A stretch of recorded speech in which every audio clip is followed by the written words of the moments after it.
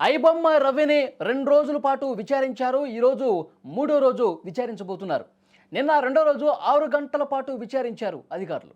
ముఖ్యంగా ఏజెంట్లు, గేమింగ్ యాప్ల నిర్వాహకులతో రవికి ఉన్నటువంటి లింకుల మీద కూడా ఆరా తీస్తున్నారు. తమిళ, హిందీ వెబ్సైట్స్ నుంచి రవి సినిమాలు కొనుగోలు చేసినట్లు ఈ విచారణలో గుర్తించారు. అలాగే మూవీ రూల్స్ వెబ్సైట్ నుంచి కూడా భారీగా సినిమాలు కొనుగోలు చేసినట్టుగా తెలుస్తోంది. అయితే వాళ్ళకి క్రిప్టో కరెన్సీ ద్వారా డబ్బులు చెల్లించినట్లుగా గుర్తించారు. కరేబియన్ దీవుల్లో ఒక ప్రత్యేకమైనటువంటి ఆఫీసును కూడా ఏర్పాటు చేశారు. వీనికి సహకరించేందుకు ఒక 20 మందిని యువకులను కూడా రవి నియమించుకున్నట్టుగా తెలుస్తోంది. మొత్తం కూపీలాగుతున్నారు. రవికి సంబంధించినటువంటి సమాచారం మొత్తం కూడా రాబడుతున్నట్టుగా మనకి సమాచారం వస్తుంది.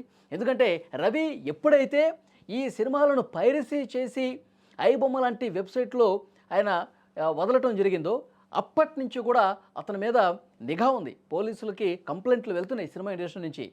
అయితే అతను ఇండియా వచ్చిన క్రమంలో కూకట్పల్లిలో ఉన్నాడన్న విషయం తెలుసుకున్నటువంటి పోలీసులు అతన్ని అరెస్ట్ చేశారు. అరెస్ట్ చేసి ఇప్పుడు కస్టడీలో కూడా తీసుకున్నారు. కస్టడీలో చాలా కీలకమైనటువంటి ఇన్ఫర్మేషన్ని రాబడుతున్నటువంటి పరిస్థితి ఉంది.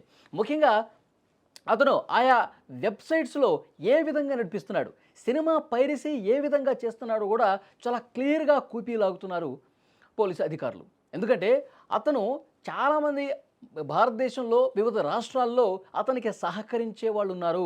కొంతమంది యువకులు పైరసీ చేసి వాటిని రవికి ఇస్తున్నట్టుగా తెలుస్తోంది. నేరుగా ఐబొమ్మ రవి సినిమాలను పైరసీ చేయటం లేదని కూడా ప్రాథమికంగా ఇప్పుడు గుర్తించారు. కొంతమంది యువకుల్ని పెట్టుకున్నారు. సో వాళ్ళు సినిమాని పైరసీ చేస్తారు. మళ్ళీ వీడియో రికార్డు చేయటమా లేకపోతే ఇంకొక విధంగానో ఏదో విధంగా కొత్త సినిమాలు రిలీజ్ అవుతున్నటువంటి సినిమాలను కూడా పైరసీ చేసి వాటిని నేరుగా ఐబొమ్మ రవికి పంపిస్తారు. అతను వీళ్ళకి పేమెంట్ ఇస్తూ ఉంటాడు. అయితే ఈ పేమెంట్ ఏ విధంగా ఇస్తాడన్నది కూడా పోలీసులు క్లియర్గా ఇన్ఫర్మేషన్ రాబట్టినట్టుగా తెలుస్తోంది.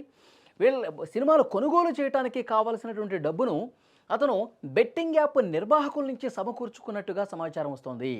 బెట్టింగ్ యాప్ల్ని తన వెబ్సైట్ ద్వారా ప్రమోషన్ చేయించుకుని ఆ ప్రమోషన్ ద్వారా వచ్చినటువంటి డబ్బులతో ఈ విధంగా సినిమాలు కొనుగోలు చేసి తన వెబ్సైట్లో పెడతా ఉన్నాడు.